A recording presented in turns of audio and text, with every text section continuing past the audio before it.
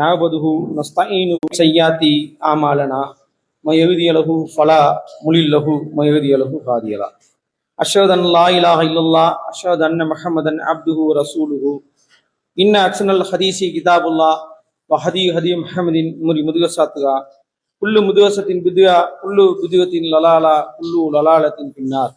வார்த்தைகளில் சிறந்தது அல்லாஹ்வுடைய வார்த்தைகளே, வழிகாட்டுதலில் சிறந்த நபிகள் நாயகம் ஸல்லல்லாஹு அலைஹி வஸல்லம் அவருடைய வழிகாட்டுதலே, செயல்களிலே காரியங்களிலே மிகவும் கெட்டது கேடானது அல்லாஹ்வும் அல்லாஹ்வுடைய தூதரும் காட்டித் தராமல் மார்க்கம் என்ற பெயராலே நாம ஏற்படுத்தி கொண்ட புது புது வழிமுறைகளே, அந்த புது புது வழிமுறைகள் வழிகேடுகள் எல்லாம் நம்மை நரகில் கொண்டு சேர்க்கும் என்று நபிகள் நாயகம் ஸல்லல்லாஹு அலைஹி வஸல்லம் அவர்கள் தங்களுடைய ஒவ்வொரு உபதேசத்திலும் இந்த மனித சமுதாயத்திற்கு எச்சரிக்கை செய்திருக்கிறார்கள். அந்த எச்சரிக்கையை நினைவுந்தவனாக இந்த ஜும்மா உரையை ஆரம்பம் செய்கின்றேன். அன்பிற்கினிய சகோதர சகோதரிகளே, இன்றைய ஜும்மாவுடைய தலைப்பாக சோதனைகளை வென்று காட்டுவோம் என்ற தலைப்பு வழங்கப்பட்டுள்ளது. பொதுவாக இந்த உலகில் படைக்கப்பட்ட ஒவ்வொரு மனிதனும் சோதனைக்கு ஆளாக்கப்படாத மனிதனை பார்க்க முடியாது. அதில் இன்னும் சொல்ல போனால் இந்த லா இலாஹா இல்லல்லாஹ் முஹம்மது ரசூலுல்லாஹ் என்று சொல்லக்கூடிய இந்த ஓரிரை கொள்கையை ஏற்று வாழக்கூடிய முஸ்லிம்கள் இன்னும் கூடுதலான சோதனைக்கு உள்ளாக்கப்படக்கூடியவர்களாக இருக்கிறார்கள்.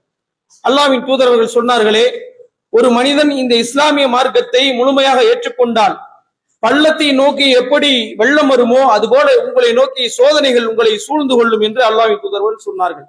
அந்த அடிப்படையிலே இந்த லா இலாஹா இல்லல்லாஹ்வில் யார் உறுதியாக இருக்கிறார்களோ, முஹம்மது ரசூலுல்லாஹ்வில் யார் உறுதியாக இருக்கிறார்களோ அவர்களை சோதனை சூழ்ந்து கொண்டு எப்பொழுதும் சோதனைக்கு ஆளாக்கப்பட்ட மனிதர்களாகவே இருப்பார்கள். ஆனால் இந்த சோதனையை நாம் எப்படி கடந்து செல்ல வேண்டும் என்று திருமறை குர்ஆனிலே அல்லாஹ் பல்வேறு வழிகாட்டுதலை நமக்கு சொல்லி இருக்கின்றான். நபிகளாருடைய உபதேசத்திலும் நமக்கு பல்வேறு வழிகாட்டுதல் போதிக்கப்பட்டுள்ளது. ஆனால் இந்த சோதனையை நாம் இலகுவாக நாம் கடந்து விடுவதில்லை. அந்த சோதனைக்கு நாம் துவண்டவர்களாக, அதில் தடம் புரண்டவர்களாக, அதிலே நம்முடைய ஏகத்துவ பாதையை விட்டு திசை மாறியவர்களாக வாழக்கூடிய முஸ்லிம்கள் ஏராளமாக பார்க்க முடிகின்றது. அல்லாஹ் திருமறை குர்ஆனில் சொல்லி காட்டுகின்றான், குல்லு நப்சி தாலிகத்தில் மௌத், ஒவ்வொரு உயிரும் மரணத்தை சுவைக்கக்கூடியதே, வ நபுலுக்கும் வ ஷர்ரி வ ஹைரி வ இலைஹி துர்ஜூன், உங்களை பரிசோதிப்பதற்காக நன்மை தீமை மூலம் உங்களை சோதிக்கின்றோம், நீங்கள் நம்மிடமே திருப்பி கொண்டு வரப்படுவீர்கள் என்று அல்லாஹ் சொல்லி காட்டுகின்றான். ஒரு மனிதனுக்கு சோதனையின் உச்சகட்டம் என்பது அவனுடைய மரணம் தான். நமக்கு என்ன சோதனை வந்தாலும் அந்த மனிதனுடைய மரணம், அவனுடைய குடும்பத்தாருடைய மரணம் அல்லது அவனுடைய மனைவி மக்களுடைய மரணம், இதுதான் ஒரு மனிதனுடைய உச்சபட்ச சோதனையாக இருக்கும். அல்லாஹ் அந்த மரணத்தை சொல்றான். இந்த உலகத்துல படைச்ச எல்லா உயிரினமும் ஒரு நாள் மரணிக்கும். குல்லு நப்சி வ தாலிகத்தில் மௌத், மரணத்தை ஒவ்வொரு ஆன்மாவும் சுவைத்தே தீரும் என்று அந்த சொல்லை சொல்லிவிட்டு, நான் உங்களை நன்மை மூலமாக தீமையின் மூலமாக நான் உங்களை சோதிப்பேன், நீங்கள் மறுமையில் என்னிடம்தான் கொண்டு வரப்படுவீர்கள் என்று அல்லாஹ் சொல்லி காட்டுகின்றான். அப்ப இந்த ஏகத்துவ கொள்கையை அறிந்த ஒவ்வொரு முஸ்லிம்களும் மரணம் என்பது நிச்சயம். இந்த உலக வாழ்க்கை பரிசோதனை களம், நம்மை சோதிப்பதற்காக அல்லாஹ் இந்த களத்தில் நம்மை அனுப்பியிருக்கின்றான். நன்மை மூலமாக நம்மை சோதிப்பான், தீமைகளின் மூலமாக நம்மை சோதிப்பான் என்று அல்லாஹ்விடத்தில் தான் நாம் மீண்டும் மறுமையிலே கொண்டு செல்லப்படுவோம் என்பதை உள்ளத்தில் உணர்ந்தோம் என்றால் நாம் எந்த சோதனையால் தளர்ந்து விடுவோமா?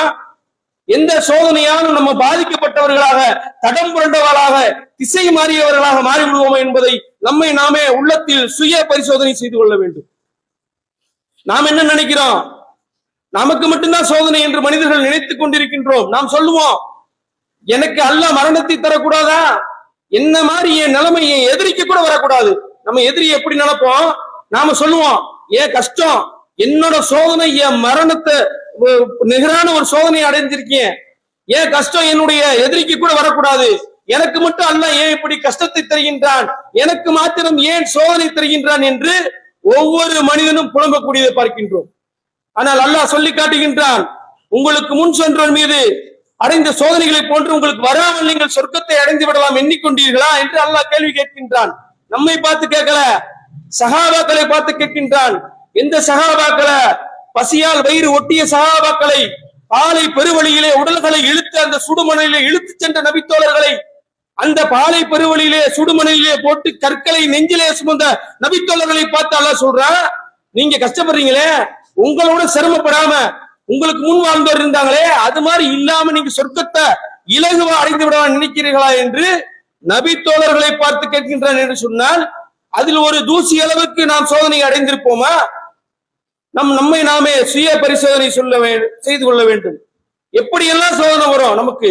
உடல் ஆரோக்கியத்தின் மூலமாக மட்டுமல்ல, எந்த ரூபத்திலும் சோதனை வரும். அல்லாஹ் சொல்லி காட்டுகின்றான், உங்கள் செல்வங்கள் மூலமாக, உங்களுடைய பிள்ளைகள் மூலமாக அவர்களும் உங்களுக்கு சோதனை என்பதை நீங்கள் அறிந்து கொள்ளுங்கள். அல்லாஹ்விடமே மகத்தான கூலி உண்டு. நீ சேர்த்து வைப்ப செல்வம் அதுக்கு உனக்கு பயன் தராது. 10 ஆண்டு காலம் 20 ஆண்டு காலம் என்னோட இடம் வாங்கி போட்டிருக்கீங்க, லட்சக்கணக்கில் பெருசாயிரும், இதை வச்சு நான் வீடை கட்டிக்கிறேன், இதை வச்சு என் பிள்ளைகளுக்கான செட்டில்மெண்ட்டை நான் பண்ணிடுவேன் என்று நாம் நினைப்போம். ஆனால் அது நமக்கு பயனளிக்காமல் போய்விடும் என்று அல்லாஹ் சொல்லி காட்டுகின்றான். பிள்ளைகளை பார்த்து பார்த்து வளர்ப்போம், பிள்ளைகளை பொத்தி பொத்தி வளர்ப்போம், அவனுக்கு தேவையான கல்வியை கொடுக்க வேண்டும் என்று லட்சக்கணக்கில் செலவழிப்போம்.